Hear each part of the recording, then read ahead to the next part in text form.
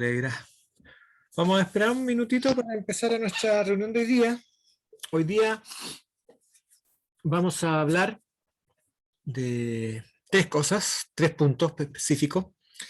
Vamos a terminar ahora de las materias primas con los tableros, ya que son la otra alternativa que nosotros tenemos para fabricar productos de madera,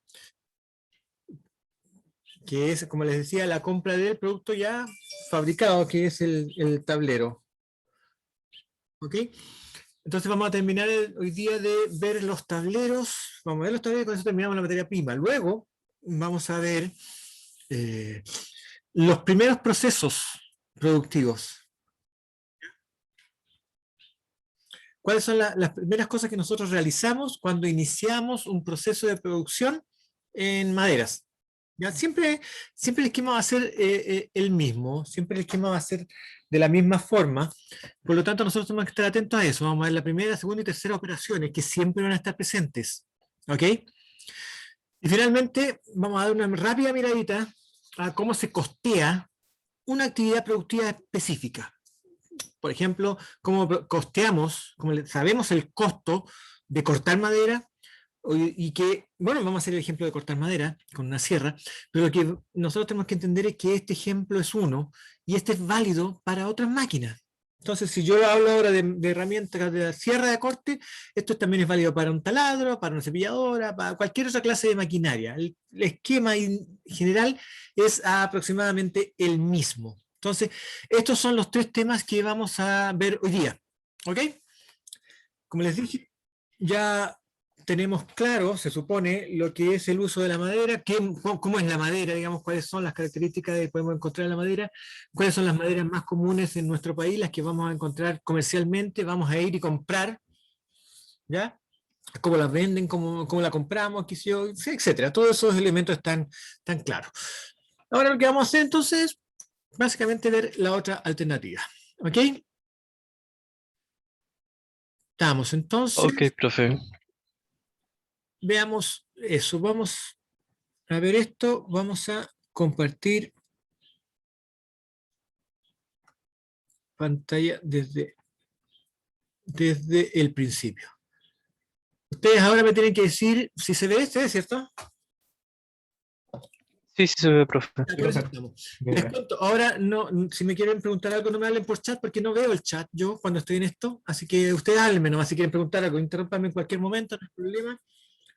De esto se trata. Vamos a hablar entonces de tableros. Tablero entonces es una de las maneras en que comercialmente podemos encontrar algunas características, algunos productos para nuestra fabricación de muebles. Y de hecho, en la industria, más que en el artesanado, en la industria de muebles es donde más se usan los tableros, en términos generales, en la industria en general. Porque ya tienen un componente industrial bastante fuerte y porque están con características mucho más fáciles de definir. Ahora, ¿por qué nacen los tableros? Por la necesidad de que nosotros podamos fabricar grandes superficies de madera. Y antes era más fácil, agarrábamos árboles grandes y sacábamos un pedazo grande y ahí teníamos una mesa. Esos árboles grandes tenían 300, 400 años y con diámetros de 1,20 m podemos sacar trozos enormes para hacer mesas enormes de una sola pieza. Pero esos árboles han ido desapareciendo o se están haciendo muy caros. Todavía existen algunos en el sur y venden algunas cubiertas en ese sentido, pero la verdad es que están muy caros. Se ha hecho necesaria su sustitución por otras alternativas más económicas o accesibles al momento de requerir piezas de madera de grandes dimensiones. Estamos claros que es para eso. Los tableros no son para la estructura, son para los paneles, para las divisiones, para las cubiertas. ¿Ok? Entonces el concepto, la idea general es esta. Usamos un sustrato, una base, un interior fácil de conseguir o fabricar, y el recubrimiento de ambas superficies se hace con otro material de mejor calidad o características. Así nos ahorramos bastante molestia, por una parte, porque no podemos encontrar ya esos materiales, y por otra porque si los encontramos van a ser extremadamente caros. ¿Ya? Una cubierta de nogal, o sea, de ébano, por ejemplo, que lo más usado, que podemos encontrar en algunos países europeos, puede llegar a costar 800 o 900 mil pesos chilenos, una cubierta de 1,20 m por 1,50 m. 800 o 900 mil pesos por solo la cubierta, solamente eso. Entonces no, es carísimo. ¿Ya?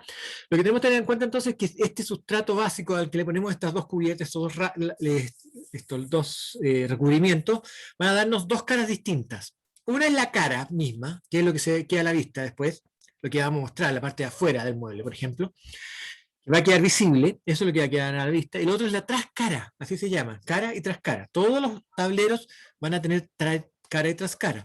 Normalmente, un tablero tiene una cara de un muy buen nivel para poder mostrarla y una trascara que no es tan de muy buenas características, que va a ir oculta. Entonces, hace que el producto sea variable. Hay tableros que tienen sus dos cara y trascara de la misma, iguales.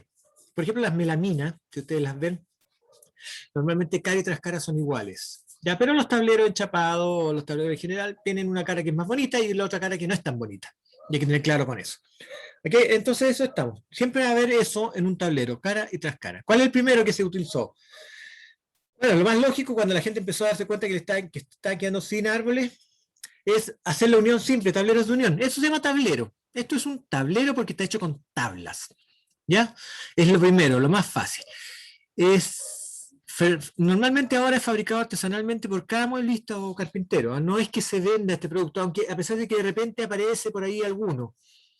Es muy raro, ahora es cada vez más difícil de encontrar, pero existen tableros fabricados que los venderían en alguna de estas casas comerciales como Sodimac, Easy o alguna de esas otras. ¿Qué es el tablero? Es un sistema de unión simple, con cualquier madera, da lo mismo, no tiene nombre comercial excepto tablero, y se usa en cubierta de paneles de muebles. Los espesores son de 25 a 60 centímetros, no menos que esto porque no tiene sentido hacer tablas más chicas, porque no tiene este tablero es un tablero que va a resistir por sí mismo. Una tabla más chica no va a resistir, entonces no tiene sentido hacerlas más delgadas que esto. ¿Ya? Y cubierta de 60 milímetros porque ya es un espesor más grande. Más grande que esto tampoco tiene mucho sentido. ¿Cuál es el proceso? Se corta la pieza, se cantea, que es la preparación de cantos, que lo vamos a ver también más adelante, se pegan y se cepilla. El cepillado es el alisado superficial para que toda la superficie quede pareja. Esto se hace con una máquina cepilladora, que vamos a ver, o con el cepillo de mano que habíamos visto el otro día. ¿Okay? Esto es el tablero, y esto es como se ve el tablero. ¿Ya? Este es un tablero comercial.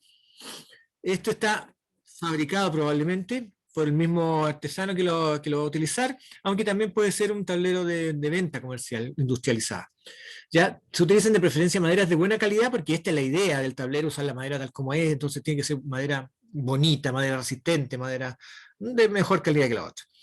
Hoy en la actualidad se utilizan solamente para muebles de muy buenas terminaciones y de alto valor. Muebles caros. Nosotros estamos hablando que en realidad en la industria del mueble, que es la que más usa la madera, hay muchos niveles de precios. Podemos encontrar mesas que cuestan 70.000 pesos, que es muy barato, y mesas que pueden costar 3, 4 millones de pesos. Aquí en Chile se venden mesas así, carísimas. Entonces, este es para un mueble de buena calidad. Estamos hablando para una mesa que cueste 1 millón de pesos, 1,5 millones de pesos, ponerle un tablero de esta calidad no sería raro. ¿Ok? Pero en la generalidad de los casos nosotros no lo vamos a ver nomás, porque primero, en las tiendas comerciales no van a vender muebles de esta calidad. No crean, en ninguna tienda comercial Bata, o sea, perdón, en ninguna tienda como Ripley, como Falabella, Almacenes París, cualquiera de esas, los muebles son buenos muebles, pero no son de alta calidad. Es decir, un mueble de alta calidad es un mueble que no usa clavos ni uniones de esa clase, sino solamente entarugado, armado, y tiene madera de muy buena calidad, y la madera que usan ellos no es de esta madera sólida o ni siquiera tableros de esto. Entonces, esos muebles se ven muy bonitos, están bien hechos, son buenos muebles, pero no son muebles de alta calidad. Sabemos que, no sé, un comedor completo, con sillas y todo, te puede costar 600, 700 mil pesos. Es buena calidad, pero no es la más alta. ¿Ya? Hay que tener muy claro eso cuando estemos hablando de productos de madera. La madera puede llegar a tener muy buena calidad, muy buenos precios. Entonces, de hecho, nosotros podemos trabajar en eso, haciendo muebles con maderas de buena calidad, no tan caras, y obtener resultados que sean tan buenos que pueden venderse muy, muy bien. ¿Ok? Lo que viene después es una variante que se empezó a usar a fines del siglo XIX, 1800 y tanto, que se llamó placa carpintera. Todavía se usa, todavía la venden. Es una variante más común. es lo que más se usaba después. Después de un tiempo ya, en los años 40, 50 en Chile, la mayor parte de las grandes cubiertas de muebles se fabricaban con esta placa carpintera, que es una variante de la anterior, en la cual estos ya no son grandes tablas, son pequeños listones, por decirlo de alguna manera, 20-30 milímetros de ancho, que se van colocando uno al lado del otro. Fíjense que los anillos están encontrados, uno para arriba y otro para abajo, de manera que los esfuerzos se compensen, pues si fueran todos del mismo sentido, la pieza se curvaría en un solo sentido, pero aquí se van compensando, entonces la pieza queda bastante estable. Además, se le agrega una cubierta de chapa, un enchapado grueso, ¿ya? Que es vamos a ver qué es lo que es una chapa. Entonces eso es lo que se utiliza acá para poder darle la característica superficial, que por encima se vea completamente una unidad de madera sólida, ¿ya? Entonces se usa, es una unión de simple recubrimiento, material madera blanda, el nombre se llama igual, placa carpintera, y se usa en cubiertas y paneles de muebles, sobre todo cubiertas. Los espesores son de 30 a 50 milímetros también. El proceso es corte de la pieza, canteado, preparar los cantos para pegarlos bien, el pegado, con un adhesivo cualquiera, pudrido de formaldehído o PVA, o cola fría, cualquiera. Un enchapado, que es esta pieza que está arriba y abajo, y un lijado. Fíjense que la pieza de arriba, la cara, va a ser de una muy buena chapa, y la trascara va a ser de una chapa que no sea tan buena, en términos generales, ¿ya? Vamos a ver después, en un caso si quieren, vamos a echar una miradita cuáles son las calidades de las maderas que podemos encontrar. Finalmente se elija entonces y queda la superficie lista para ser usada. Y este es el producto comercial. Se ve, aquí tiene una chapa bastante gruesa. Esto debe tener unos 10 milímetros y esto debe tener 2 milímetros más o menos. Esto da un total de 14, 15 milímetros, un espesor bien, bien interesante. La cubierta de este producto está fabricada de chapas de madera, las que se pueden obtener mediante dos procesos. El primero se llama cáscara de rollizo, en que un rollizo es un tronco al cual como que le estuvieran sacando punta con un cuchillo que se va metiendo mientras gira, y va saliendo una hoja larga que se va estirando. Esta puede ser esto, ¿ya? Que se va estirando y después se pone encima de esta placa de madera. Esto es una placa carpintera. ¿Ya? La otra es en que hay un trozo de madera cuadrado con una guillotina, un cuchillo afilado, va cortando trozos y quedan trozos como de 20 centímetros, que estos son de mejor calidad. ¿Ya? Porque aquí estamos con la veta se ve bonita, en el rollizo, cuando están pelando el rollizo, no se ve veta. Los terciados, los que nosotros llamamos terciados, generalmente se fabrican con este rollizo. Entonces, si se fijan bien, los terciados no tienen vetas casi, porque como están cortando en el mismo sentido del giro del tronco, el anillo no se nota. Entonces tenemos una cara hecha con chapeado, que son estas chapitas de 20 centímetros de ancho que se van pegando una al lado de otra encima de la cubierta, y la trascara que hacer de este rollizo. ¿Ya? Las piezas interiores miden unos 20 por 20 o 20 por 30 y se pegan de manera que alteren el sentido de sus anillos para evitar pandeo o torcedura. Tiene una cara de buena calidad y una trascara de menores características. Esto es entonces la placa carpintera. Luego está el tablero, que es de mayor uso. El primero que se fabricó comercialmente, esto ya industrialmente se empezó a fabricar, ya hay empresas, hubo empresas, las primeras empresas que fabricaban tableros lo hacían así, con esto. Fabricaban este, que normalmente la gente lo conoce como terciado. ¿Eh? El terciado no se llama terciado en realidad. Es un número impar de chapas, 3, 5, 7, 9 chapas gruesas de 2 milímetros, 3 milímetros, que se pegan de manera que sus vetas se entrecrucen. En este sentido, una capa, la capa de abajo tiene este otro sentido, la que viene tiene ese mismo sentido y la otra sí, efectivamente se van encontrando. Eso le da alta resistencia al producto, es muy resistente, muy difícil de que se tuerza, tiene grandes características, es un muy buen producto ya para nosotros, para usarlo industrialmente. Pero este sentido de que tenga una chapa de un lado y otra chapa con otro sentido, le da el nombre genérico, el nombre real, que es, ahí está, contrachapado. Entonces el sistema es pegado de chapas, material de madera blanda. Por ejemplo, en Chile se usa el pino radiata. Ese es el pino que nosotros usamos para fabricación de terciados, entre comillas, de contrachapados en general, o tulipas también se llaman.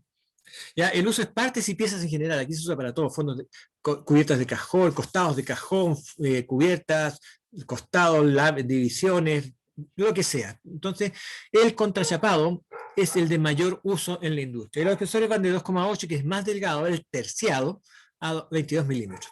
El más delgado se llama terciado porque está hecho de 3 capas. Por eso solamente se llama terciado. ¿Ok?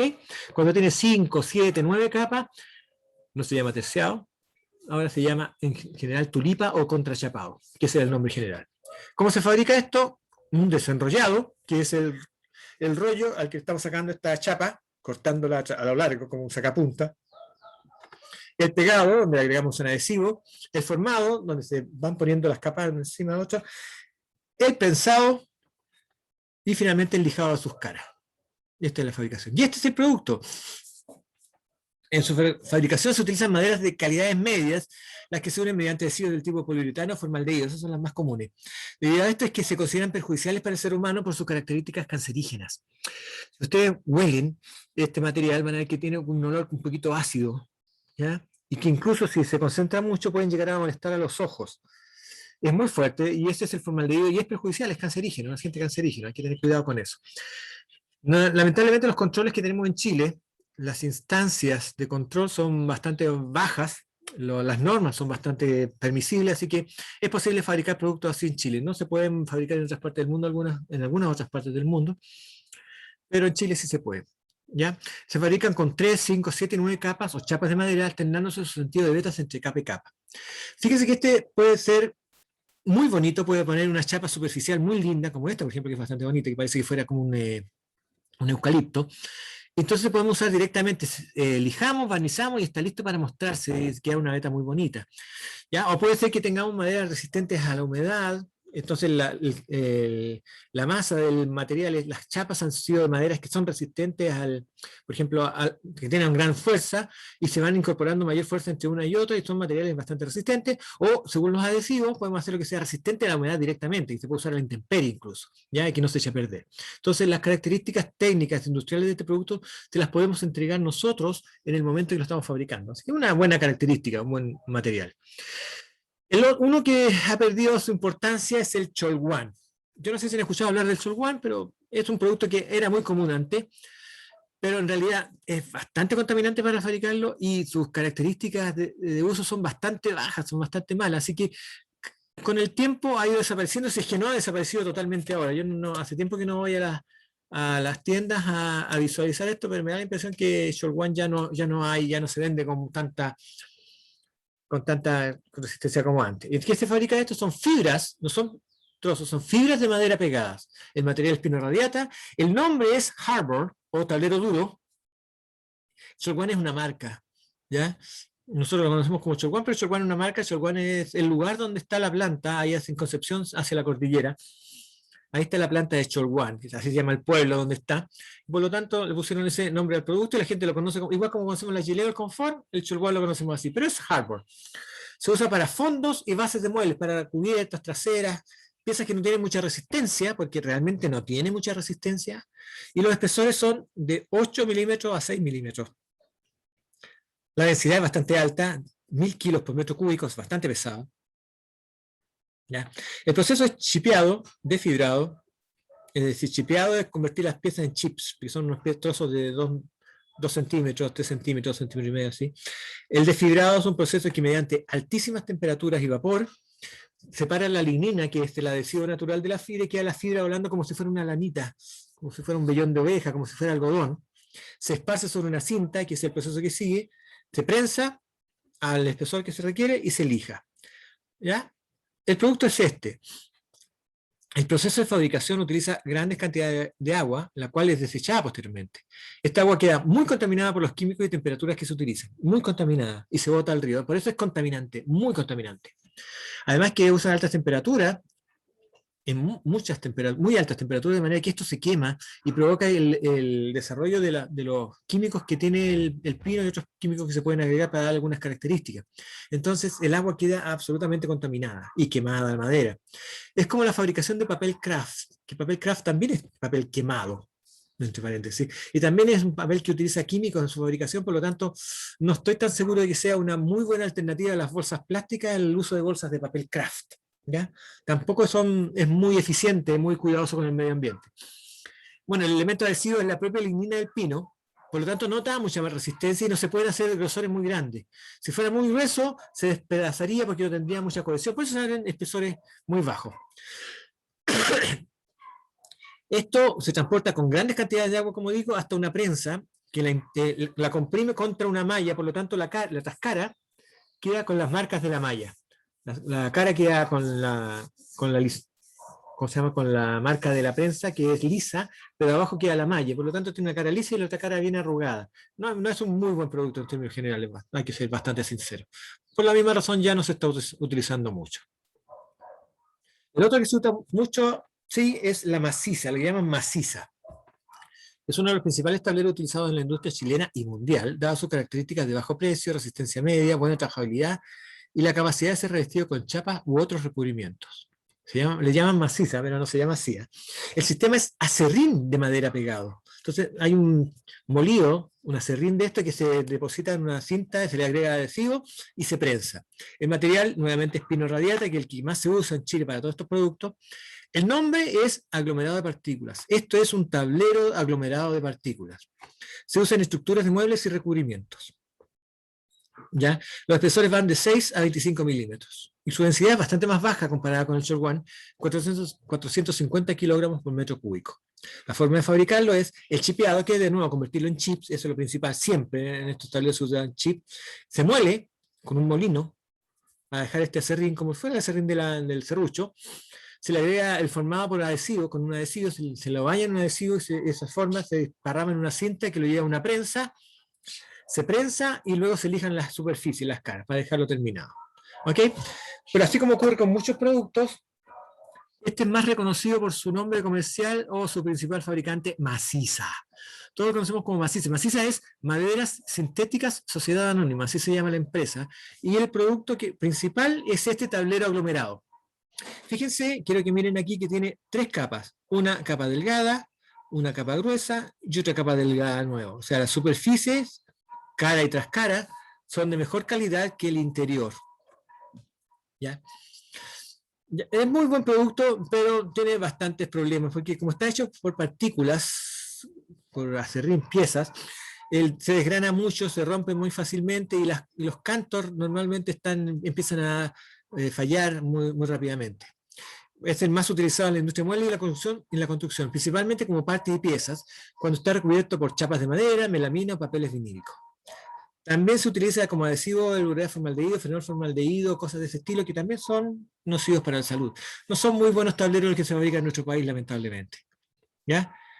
El que viene a continuación es uno de los buenos tableros que se fabrican en Chile. Es relativamente nuevo para gente como yo, digamos, porque sabemos que estamos de fines de los 80, principios de los 90. Para ustedes ya toda la vida ha estado este tablero. Cuenta con un proceso de fabricación algo más eficiente, resultando además un producto de mejores características técnicas que los anteriores. Lo llaman Trupan, porque fue la primera empresa que lo fabricó en Chile, Trupan. En realidad se llama MDF. El sistema es fibras de madera pegadas. También se usa pino radiata, por eso su color es amarillento, cremoso. No se tuesta como el Short One, así que no usa tanta temperatura, no contamina tanto. De hecho, no contamina las aguas porque no se utiliza agua en su fabricación. El nombre es MDF, Medium Density Fiberboard o fibrotablero de densidad media. Se usa en piezas de mueble en general. Los espesores van de 3 milímetros a 45 milímetros. Así que podemos tener muy buenos espesores de muy buena calidad. La densidad es 600 kilos por metro cúbico. Sin embargo, los espesores más gruesos, 45, 40, 35 milímetros, 30 milímetros, tienen una densidad menor todavía, mucho más baja, o sea, no serían imposibles de manejar. ¿Cuál es el proceso? Chipeado, desfibrado, con una máquina que se llama una muela, con temperatura y una muela va sacando las fibras, les retiran la lignina, que es el adhesivo natural, y le agregan formaldehído, un adhesivo específico que baña esta pieza. Este como algodón gris queda en una cinta transportadora que lo lleva a una prensa, donde se prensa y se lija sus caras. Este es el producto. Posee una densidad que se encuentra entre los aglomerados, como así y los Harvard Short One, de ahí su denominación de tablero de fibra de densidad media. A diferencia de ellos, se puede utilizar también recubierto de chapa, melamina, papel vinílico o simplemente sin recubrimiento. ¿Ya? El Short One y la maciza es difícil usarla en muebles sin recubrimientos. Pero este se puede trabajar igual que la madera, que se, se le puede dar forma a a los costados, a los cantos, perforar, lijar, tallar, se le puede hacer muchas cosas y se puede pintar además, quedando muy buena terminación cuando se hace en forma adecuada. Es un muy buen producto en ese sentido. El último de los tableros que están en nuestro país ahora es el OSB, que es el más nuevo realmente, tiene menos de 10 años en el país. Es un producto que se utiliza principalmente en construcción y el embalaje. El sistema es virutas de madera pegadas. El material es pino radiata y corteza. Pino y radiata y corteza, por lo tanto también es de mayor, o sea, mayor economía en su costo, porque los productos con que lo fabrica la materia prima no es de la mejor calidad. El nombre es OSB, Oriented Strand Board o tablero de viruta orientada. Tablero de viruta orientada. El embalaje y recubrimiento son sus principales usos. Los espesores 6 milímetros a 12 milímetros, la densidad 600 kilos por metro cúbico. El proceso es trozado o envirutado, hacer virutas, el formado con un adhesivo, el prensado y el lijado. El producto es este. La acción de pegamento no es tan buena, las piezas son muy grandes, puede que haya algunas piezas que no queden bien pegadas con el prensado, por lo tanto se puede desmigar mucho, se puede romper mucho. Pero es bastante económico, se le pueden entregar muchas características de resistencia a la intemperie, por ejemplo, sirve mucho para embalaje y recubrimiento de paredes. Y últimamente se está fabricando un sándwich, se llama zip, panel zip, un sándwich en que una cara va con esta USB, al medio está pegado un poliestireno expandido, una plumavit bien pegada, y en la otra cara otra pieza de OSB, formando un panel que es un tabique ya listo. Entonces es una característica muy buena porque entrega aislación térmica y acústica de una sola vez. Hay muchas empresas ya que están fabricando esto y es de muy buena calidad, muy buenas características. ¿Ok? Eso es relacionado con con el último material que nosotros vamos a utilizar en la industria del mueble. Las maderas, los tableros. Vamos a ver ahora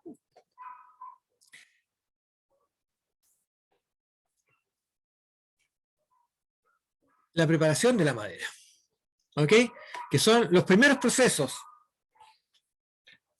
Nosotros cuando empecemos a trabajar en la industria del mueble, o en la industria de la madera en general, vamos a encontrarnos con que la materia prima no llega en condiciones directas de uso, a excepción de los tableros. Los tableros se pueden llegar directamente para su uso.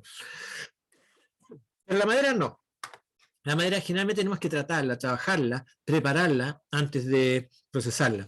Y de hecho, las materias primas en general hay que procesarlo. Y sería bueno entender que una actividad, un proceso, siempre va a ser la preparación de la materia prima antes del proceso trabajado. Y eso va a ocurrir en muchas materias en general. Lo primero está el dimensionado. La primera operación de un proceso de fabricación de muebles de madera es el dimensionado. Dimensionado significa darle dimensión, no medir, darle dimensión. Existe un gran número de herramientas manuales y eléctricas para realizar esta actividad. Independientemente de la herramienta que se utilice, fíjense que esto es importante, es necesario recordar que la madera es un material anisotrópico, es un término que nosotros los ingenieros usamos. Anisotrópico significa que en un sentido tiene unas características que son distintas que las características que tienen en el otro sentido. Isotrópico es que es igual en todos sentidos, como el acero, por ejemplo, el plástico también son materiales isotrópicos. La madera no, la madera se comporta distinto en un sentido y no en otro. A favor de la veta, por ejemplo, que al hilo, la madera tiende a partirse, a abrirse y generar aceites que complican el corte. Los aceites son las resinas de la madera, entonces cuando estamos partiendo, abriendo así, se pueden pegar. Pueden salir resinas que se pegan. Y está en contra de la veta, aquí están los hilos, entonces este es cortar el hilo y este es cortar contra el hilo. Es mayor la resistencia al corte, pero el corte es más fino, de mejor característica y no se parte. El dimensionado entonces va a ser la operación 01, la primera que vamos a tener. Vamos a marcar una línea, vamos a apoyar el serrucho en esa línea, el corte en esa línea cuando estamos cortando, y vamos a proceder a cortar. Fíjense una cosa, vamos a tener que cortar siempre en la línea hacia afuera. ¿Ya? No podemos cortar encima de la línea porque vamos a perder medidas, vamos a perder algunas milésimas de milímetro, algunas décimas de milímetro, o algún milímetro inclusive.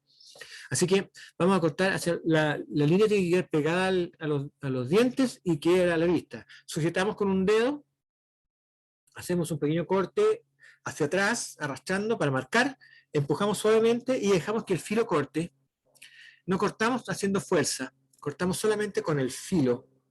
Si hacemos mucha fuerza, vamos a tener varios problemas, que la pieza se va a resistir al corte, se va a doblar el serrucho, se va a abrir la pieza, vamos a cortar chueco, entonces hay que tratar de cortar simplemente con el roce del diente. El diente, el filo es el que va a cortar. ¿Ya? Lo mismo pasa cuando estamos a contra hilo. Aquí las piezas se pueden pegar, porque se pueden juntar de nuevo, una vez que pasa el corte, así que hay que tratar de tenerlas más o menos despegadas. ¿Ya? Los dientes son distintos, son más finos, y permiten un corte más detallado. Lo mismo siempre, apoyamos con el dedo el serrucho manual y marcamos hacia atrás, raspando, y después cortamos con el filo, pero sin hacer fuerza. Si nosotros nos cansamos mucho cuando estamos aserruchando, quiere decir que estamos haciendo mal la fuerza. ¿Ok? Seguimos con la C01, que en la industria el dimensionado va a ser con maquinaria eléctrica, definitivamente, no con serrucho. ¿Ya? Y las máquinas que tenemos para esto son la sierra circular de mano, la sierra circular de banco, que es esta, la sierra caladora y la sierra de wincha, aunque esta sierra de wincha normalmente se usa para cortes más finos que los primeros, ¿ya? Cortes más de forma, pero igual se puede usar para cortar la pieza en forma general. La característica es que siempre vamos a tener esto que se llama rechazo a la madera no quiere que lo corte, entonces va a golpearse contra el diente, y si nosotros no estamos asegurando bien el material, puede golpearnos de vuelta. Así que hay que tener mucho cuidado en el rechazo de la madera, el rechazo que tiene el producto a ser cortado. Luego viene la operación número 2, que es el canteado.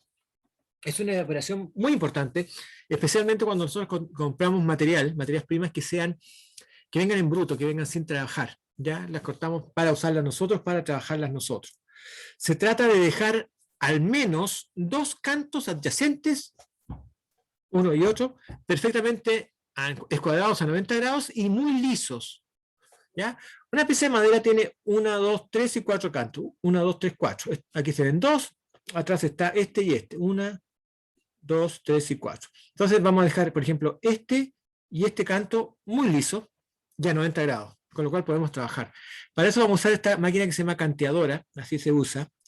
Tiene un cuchillo aquí redondo, como un cilindro, que va girando muy rápidamente y va sacando material, dejándolo todo suavecito y liso. Entonces prepara el canto. De esta manera, prepara este canto primero, la base, aplanamos, y luego esa base la apoyamos contra esta pieza que está aquí, y hacemos trabajar el canto de manera de dejar esto a 90 grados. Y queda así, a 90 grados. Entonces esta es la operación 2, el canteado de la madera. La operación 3 es el cepillado. Es el último proceso de preparación. ¿Ya? Consiste en darle a la pieza el espesor requerido con un adecuado grado de terminación. Se realiza de preferencia en máquinas como esta, que se llaman cepilladoras. También, si somos capos, podemos hacerla con un cepillo como este. Este es manual y este es un cepillo eléctrico. Pero la verdad es que industrialmente es mejor hacerlo con esta máquina cepilladora. Ya, lo que se hace entonces es trabajar las otras 2 caras de manera de dejar esta pieza perfectamente escuadrada, a escuadra, todas las caras, lisas a escuadra a 90 grados. Cuando queda lisa, escuadrada y a 90 grados, la pieza está preparada para su trabajo industrial. ¿Estamos? Esa entonces es la primera etapa. Cada vez que nosotros vayamos a trabajar la madera, tenemos que estar seguros de que ha sido preparado, si no, prepararlas nosotros mismos, ¿ya? Y eso es lo que tenemos que tener muy claro. Entonces, lo último que vamos a ver nosotros, si es que no hay alguna duda, ¿no? No, ninguna, profe. Está claro. Esto lo voy a subir para que lo vean ustedes, les sirva de apoyo. Ojo, el trabajo final va a incorporar esta construcción de un diagrama, entonces hay que tener en cuenta que la operación 1, operación 2, operación 3 van a ser estas siempre en la madera. ¿Eh? Incorpórenlas, véanlas cómo funcionan. Vean de qué se trata, la operación 1, operación 2 y operación 3, dimensionado, canteado y cepillado. Siempre se utilizan en la madera. A veces, ya le digo, las piezas nos van a llegar dimensionadas, canteadas y cepilladas, u otras veces, en la industria, vamos a tener que comprar la madera, comprar el producto y dimensionarlo, cantearlo y cepillarlo nosotros por nuestra cuenta. ¿Ok? Vamos entonces a lo último. Vamos a ver costos costos, por ejemplo, de corte. Quiero que tengamos claro que esto es un costo general, pero vamos a usar el ejemplo para trabajar del costo de corte de una pieza, ¿ya? Por ejemplo, cuando entendemos que para cortar una mesa de banco como esta, usamos una sierra de este tipo, que tiene esta cantidad de dientes. Esto es un diente. Si se fijan bien, un disco de sierra es un disco de acero de alta calidad, a la cual se le agregan trocitos pequeños de dientes, como estos. Y estos trocitos pequeños de dientes, ya lo habíamos visto, pero en todo caso son de vidia, que es un material muchísimo, muchísimo más duro, bastante más caro, y poca resiliencia. Es decir, como es muy duro, es quebradizo. Así que no tendría ningún sentido que fuera todo el disco de esto, aparte que sería muy caro, en realidad se quebraría bastante seguido. El acero le da la resiliencia, la capacidad de resistir los golpes, y la vidia le da la terminación del corte. ¿Qué tenemos que tener en cuenta cuando estamos cortando? Cuando vamos a cortar, cuando vamos a trabajar en general en una máquina industrial. Por ejemplo, el costo de cortar una pieza en una sierra de banco contempla los siguientes elementos. Costo de la maquinaria. La maquinaria nos cuesta. Vamos a tener que comprarla. Oye, una sierra de mano, como las que tengo yo, vale 50, 60, 70, 80 o más, 1.000 pesos.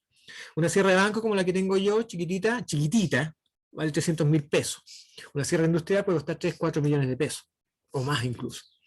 Yo he visto sierras que cortan varias cantidad, una gran cantidad de tableros de una sola vez, en unas camas enormes que pueden estar 20, 30, 40 millones de pesos. Entonces, el costo de la maquinaria tenemos que incluirlo también en el costeo de su trabajo, obviamente. Así que el costo de la maquinaria va a incluir la máquina en sí. ¿Dónde está esto? Ahí está. La máquina en sí, el mantenimiento, la energía, todo lo que hace que la máquina funcione. Vamos a tener el costo del operario. A nosotros, a la empresa, nos cuesta tener un operario. ¿Qué nos cuesta? Nos cuesta el sueldo, nos cuestan las imposiciones, las leyes sociales, los elementos de protección, las otras prestaciones que nosotros tenemos también para él. Todos tenemos que incorporarla como costo de operario. ¿Ok?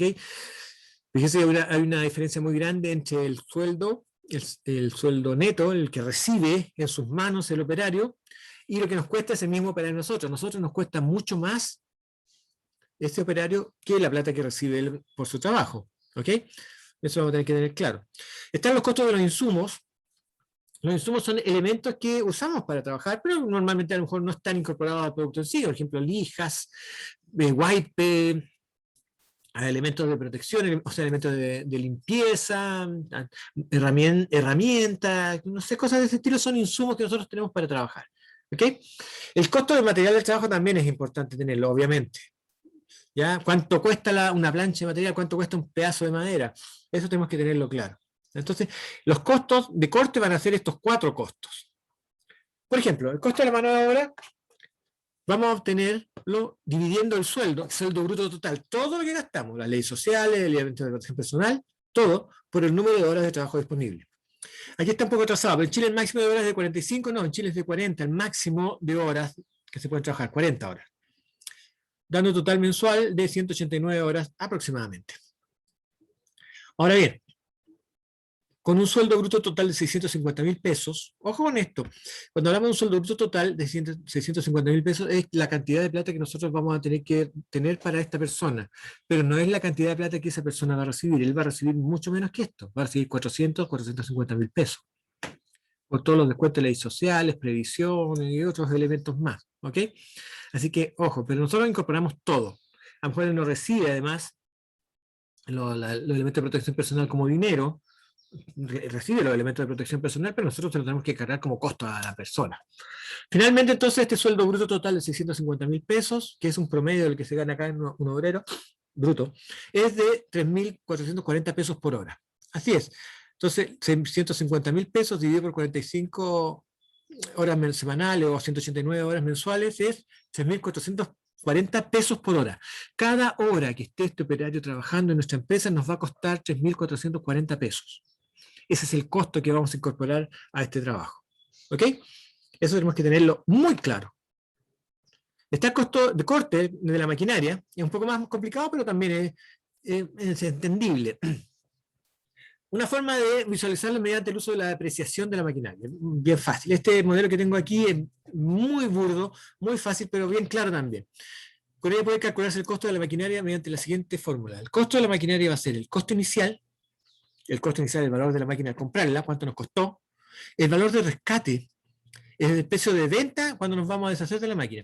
Que puede ser un precio, por ejemplo, una máquina, no sé, me costó 3,5 millones, pero en 4 años más la voy a vender en 500 lucas. Entonces el costo inicial es 3,5 millones, el valor de rescate 500 lucas. O puede ser que ya sabes que en 5 años más esta máquina no va a valer nada. El costo de rescate, el valor de rescate va a ser 0. Y se pone acá, 0 también. Y luego está el número de años que va a trabajar esta máquina, por los meses y por las horas. Lo mismo que meses y horas para los hombre, ahora el número de años. Si hasta 5, 4 años con nosotros, 4 años por 12 meses por 189 horas en el caso que estamos hablando. Entonces, este es el tiempo que la máquina va a ser utilizada. Y esto va a ser así: costo inicial menos valor de rescate, número de años por meses por hora. Si el costo de la máquina es 3,5 millones, el valor de rescate es 500.000 pesos, y vamos a tenerlo 4 años con nosotros, los valores son estos: 3,5 millones menos 500.000 pesos, 4 por 12 por 189, 3 millones por 9.072, da un total de 370,7 pesos por hora. 330 pesos con 70 centavos cada hora de trabajo de esa máquina. Tenemos que hacerla trabajar para que nos rinda. Cada hora que esté esa máquina aquí, sin que en nuestro horario de trabajo, nos va a costar 330 pesos. Estamos entonces, para completar el costo del proceso, se debe analizar el rendimiento de la máquina. Para ello hay que considerar los siguientes elementos: un tiempo de preparación. Cada vez que nosotros vamos a trabajar en una máquina, tenemos que preparar la máquina, y eso está incorporado también, porque no es posible medirla sin estar trabajándola. Hay que montar las herramientas, prepararla, limpiarla, preparar el montaje, la copia de materias primas, que esté lista para trabajar, montar la máquina, hacer unas pruebas para ver si está funcionando. Ese tiempo nos cuesta también, hay que considerarlo. Además está el tiempo, aparte del tiempo de preparación, el tiempo de proceso, que se obtiene a conocer la velocidad del corte del disco y la velocidad de avance, respetando las características del trabajo que aseguren la calidad de corte. Un ejemplo: vamos a tener que elegir un tipo de sierra, y hay distintas sierras dependiendo del tipo de corte que nosotros necesitemos. Esta sierra, que tiene altos dientes, normalmente se usa para cortar melaminas o materiales bastante finos, ¿ya? Esta que está aquí se usa para cortar maderas resinosas, por ejemplo, porque tiene esta saliente, igual que estas perforaciones, estos sacaditos, que hacen que sea más resistente a los golpes y a que se pegue. Así ya te evitan destrozar y torcer la pieza. Se calienta mucho, así que esto evita también que se tuerza. Una sierra va a tener el disco de material y los dientes. Hay una separación entre dientes, un ángulo de dientes. Todo eso tiene que estar considerado para tener esto. Por ejemplo, vamos a considerar un corte suave, que quede suave al tacto, el que tiene una marca de dientes de aproximadamente 10 pasadas de dientes por milímetro. En 1 milímetro han pasado 10 dientes, entonces la superficie de corte ha quedado muy suavecita. Ese entonces es el corte suave, el que nosotros vamos a preferir. De esta forma, si el disco tiene, por ejemplo, 40 dientes y gira 2.000 revoluciones por minuto, se tiene un corte de 80.000 pasadas por minuto. Cada minuto hay 80.000 dientes que bajan por el punto. Lo que se divide entonces por los 60 segundos del minuto, y el mínimo de suavidad, que es 0,1 milímetro, una décima de milímetro, lo que da 1.330 pasadas por segundo, y se debe multiplicar por 0,1 milímetros. El resultado es 133 milímetros por segundo, 13,3 centímetros por segundo. Cada segundo la pieza avanza 13 centímetros. Así que si tengo que cortar 5.000 metros de tablero, voy a hacer cortes que son 5.000 metros de longitud, me demoraré esto: 5.000 por 1.000 milímetros son 5 millones de milímetros. Dividido por 133 milímetros por segundo resulta en 37.593 segundos. Es decir, 10,44 horas. Para hacer estos 5.000 metros de tablero de corte, voy a demorar 10,44 horas. Por lo tanto, el costo del tiempo de trabajo va a ser 10,44 horas. Si el costo de máquina es 330,7 pesos por hora, y el costo de la mano de obra es 3.440 pesos por hora, el costo total de corte será costo total, corte de mano de obra, corte de maquinaria, por 10,44, aquí están los valores, y el resultado es 39.366 pesos. Estos 10 como 44 horas de corte me cuestan 40.000, casi 40.000 pesos, 39.366 pesos. A esto tengo que sumarle el costo del material total cuando ya termine todo. ¿Cuánto material he gastado? ¿Ok? También tenemos que ver ese esquema de trabajo. Pero eso es ya más al final. Entonces, esto es lo que nos va a costar a nosotros cortar estos 5.000 metros de tablero. ¿Ok? No es más complicado que eso, pero hay que tenerlo claro. Cada vez que nosotros hacemos un proceso de trabajo, vamos a tener que saber cuánto nos cuesta para saber si estamos siendo eficientes o no. Y eso es lo que interesa al final. ¿Qué tan eficientes somos en nuestro trabajo? Jóvenes, ¿alguna duda? Profe, Dígame, ¿quién? en el costo de corte, en el ¿Ya? caso de la maquinaria, ¿Sí? em, ¿cómo se ven las horas que vamos a utilizar? Las horas que se ocupan en Hay que, un mes, en el año. claro, lo que usamos nosotros siempre aquí en este ejemplo son las horas que tenemos disponibles para trabajar en el taller. Por ejemplo, la empresa trabaja 8 horas diarias, ¿cierto? Supongamos, son 5 días a la semana, 40 horas, 40 horas a la semana, 4 por 4 son 160, 170, 180 horas al mes. Esas son las horas en que podemos estar trabajando. Cuando, en la noche, por ejemplo, si no hay nadie, no podemos costearlo. Entonces, todo lo que nosotros tenemos es ver la posibilidad de que la máquina esté trabajando y son las 8 horas que tenemos disponible cada día para trabajar. Ese es el número en que se divide el costo total de la máquina, el costo total de la hora hombre también. ¿Ok? Siempre en base al tiempo que tenemos disponible para trabajar. A lo mejor la empresa tiene dos Claro, turnos. en el ejemplo que estábamos viendo eran de 4 años. Esos Sí, 4 años se multiplicaba por los por- meses, que eran 12 y y por las horas la. se multiplicaban por 180 y algo. Cada que Me era acuerdo de... la hora disponible mensualmente, claro. Siempre. Las horas que yo tengo a mi Ah, ya. disposición dentro del taller. Te digo, si el taller trabaja en dos turnos, 8 y 8, 16, trabaja 16 horas cada día, Claro. lo duplicamos. Trabajaría más ahora y... Claro. Sí. Y de hecho la máquina nos saldría incluso más rápido, ¿cómo se llama? Su revaluación. Saldría más barato. El operario no, porque el operario puede trabajar 8 horas nomás, pero la máquina puede trabajar 16 horas al día. ¿Se fija? Entonces hay que estar viendo cada realidad de cada empresa. Uno llega a la empresa y ve cuánto trabajan, cuántas son las horas diarias, cuánto es el sueldo de las personas, te das cuenta después, cuando estés trabajando, que los operarios tienen distintos sueldos, ¿ya? Entonces ¿cómo se llama? Los costos van a ser específicos cada uno y sería bueno conocerlos, no tener una aproximación general. Y fíjate, creo que, aprovechando lo que me comentabas tú, que hay que hacer una observación. Imagínate que tú tienes en tu empresa una persona que trabaja la sierra, el disco de sierra, que te cuesta, suponte, 4.000 pesos por hora. ¿Ok? Cada hora de trabajo de esta persona te cuesta a ti 4.000 pesos. Tienes que pagarle 4.000 pesos por cada hora que esté ahí. ¿Ok? Imagínate que si tú no eres capaz de darle trabajo a esta gente, que no le llegue material, que esté el tipo sacando la vuelta, tus costos van a ser de 4.000 pesos, pero no vas a generar nada. Entonces, una de las cosas que tenemos claro es que es nuestra responsabilidad que esta gente tenga siempre trabajo. El otro ejemplo, esa misma persona gana 4.000 pesos por hora y tienes también, por ejemplo, personas que hacen el aseo, ¿ok? Que ganan 2.000 pesos por hora. ¿Estamos? Entonces tú sabes que el costo de la sierra es 4.000 pesos por hora, el costo del aseo es 2.000 pesos por hora. Esos son tus costos. Sin embargo, por alguna razón, por error de la dirección, por error de gerencia, por error de producción, lo que sea, ese operador de la sierra no tiene pega, no le llegó trabajo. Y ustedes lo mandan a barrer. El aseo, que tú tenías considerado en tus costos de 2.000 pesos, ahora ya no es 2.000 pesos. El costo del aseo ahora es 4.000 pesos. ¿Cómo te subió inmediatamente? Por la ineficiencia que tiene el sistema. ¿Te fijas? Hay que tener cuidado con esos datos y hay que manejarlos de esa manera. No simplemente al voleo nomás, sino sabiendo lo que significa que una persona que tiene un costo para ti no tenga trabajo para desarrollar. Son costos muy grandes. Cada vez que una persona está sin trabajo, tus costos aumentan.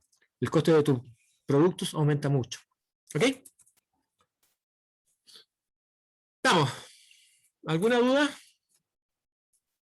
Voy a subir esto a la página para que lo vean también, tanto este video como con las presentaciones, para que las tengan también, los pueden echar una miradita. Acuérdense que la preparación siempre van a ser las primeras etapas del proceso de fabricación de muebles. La operación 1, operación 2 y operación 3. Eso tenemos que tenerlo muy claro. Jóvenes, nos vemos entonces, cuídense harto. Chao, profe, cuídese. Chao, chao, Todo que estén clarito, bien. muchas gracias. Todo, profe, Chao, profe, cuídese. cuídese. Que vaya bien. Chao, chao, que estén bien, cuídense.